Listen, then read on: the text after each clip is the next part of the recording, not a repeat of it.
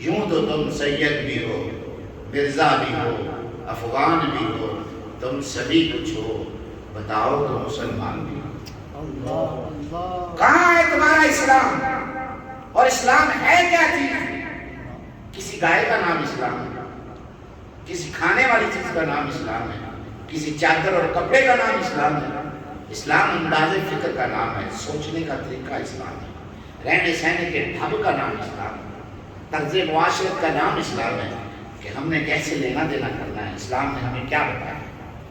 ہمارے گھر میں ایک دوسرے سے میل ملاپ کیسا ہونا چاہیے، یہ اسلام نے ہمیں جو طریقہ بتایا۔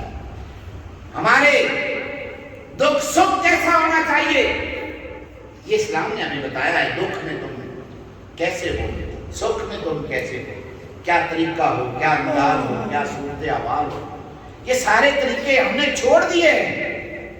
بس صرف ہمارا بچہ پیدا ہوتا ہے تو اس کے کان میں اذان دی جاتی ہے تو وہ مسلمان ہو جاتا ہے، اور اس کے بعد وہ جو کچھ اس کے دل میں آئے، جو مرضی کرے وہ کرتا پھرے۔ ہمارے اسلام میں کوئی بھی نقص نہیں ہوتا، کوئی ڈنڈ بھی نہیں آتا۔ ایسے کیسے ہو سکتا ہے؟ اسلام عمل کرنے کی چیز ہے، اسلام سمجھنے کی چیز ہے۔ اگر ہم اسلام کو نہیں سمجھیں گے، اسلام پہ عمل نہیں کریں گے تو ہماری صورتحال یہی رہے گی۔ پہلی وجہ تو یہ ہے کہ ہماری دوستی اللہ کے دشمنوں کے ساتھ ہے اور اس لیے ہم ذلیل اور رسوا ہیں۔ اور دوسری وجہ جو ہے ہماری ذلت اور رسوائی وہ یہ ہے کہ ہم دنیا سے محبت کرتے ہیں اور موت سے خوف کھاتے ہیں۔ ہم دنیا سے محبت کرتے ہیں اور موت سے خوف زدہ۔ ہم مرنا نہیں چاہتے، ہم زندہ رہنا چاہتے ہیں، اور زندگی بھی ایسی جس میں عیش ہو، جس میں دنیا کا ہر سکھ ہو۔ عیش اور عیاشی کے لیے ہم ہر وہ کام کرنے کے لیے تیار ہیں جس سے کہا اللہ اور اس کا رسول ہی راضی ہو۔ وہ رشوت خوری کیوں نہ ہو، وہ ملاوٹی کیوں نہ ہو، وہ غیروں کے ساتھ دوستیاں کیوں نہ ہو، وہ ناجائز طریقہ ہی کیوں نہ ہو۔ ہر ناجائز طریقہ اختیار کر کے ہم دولت اکٹھی کر کے ہم اپنی زندگیوں کو، ہم اپنی راحت کے سامان کو اکٹھا کرنا چاہتے ہیں، اور موت سے ہمیں ڈر لگتا ہے۔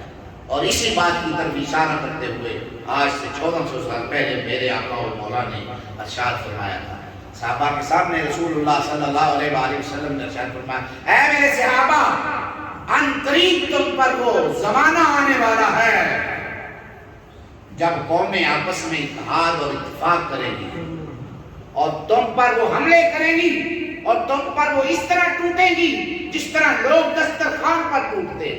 کھانا کھانے کا وقت ہوتا ہے نا، پہلے آرام سے بیٹھے ہوتے ہیں، اور پھر جب کھانا لگ جاتا ہے تو پھر سب لوگ دسترخوان پر ٹوٹ پڑتے ہیں نا۔ فرمایا ان قریب وہ وقت آنے والا ہے جب تمہارے دشمن آپس میں اتحاد کریں گے، اور اتحاد کر کے تمہارے اوپر یوں ٹوٹیں گے جیسے دسترخوان پہ ٹوٹتے۔ تو کیا آج وہ حال نہیں ہوا؟ مسلمان دنیا میں جہاں کہیں بھی ہیں، دشمن ان پر ٹوٹ نہیں رہا، دشمن ان کو تباہ و برباد کرنے کے سارے سال و زمان استعمال نہیں کر رہا، اور اجتماعی طور پہ اور آپس میں اتفاق اور اتحاد کے ذریعے مسلمانوں کو ذلیل و رسوا نہیں کر رہے۔ تو رسول اللہ کا فرمان سچا نہیں ہو رہا کہ ایک وقت آئے گا جب تمہارے دشمن آپس میں اتحاد کر لیں گے اور تم پر اس طرح ٹوٹیں گے جیسے کھانے کے پیالے پہ ٹوٹا جاتا ہے۔